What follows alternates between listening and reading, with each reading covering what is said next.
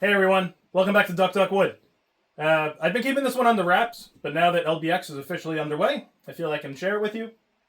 I want you to meet what I have named the Woodfinity.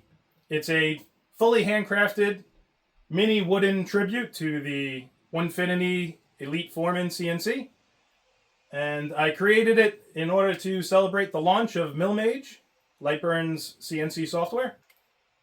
I brought it to LBX 2025 to share with the teams behind LightBurn and MillMage, and with the amazing maker community here. It's my way of showing some love to the tools that power so much of what I build.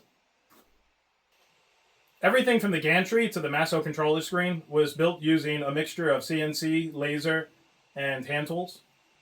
Built using my actual Onefinity, my Omtech laser, and designed in MillMage and LightBurn.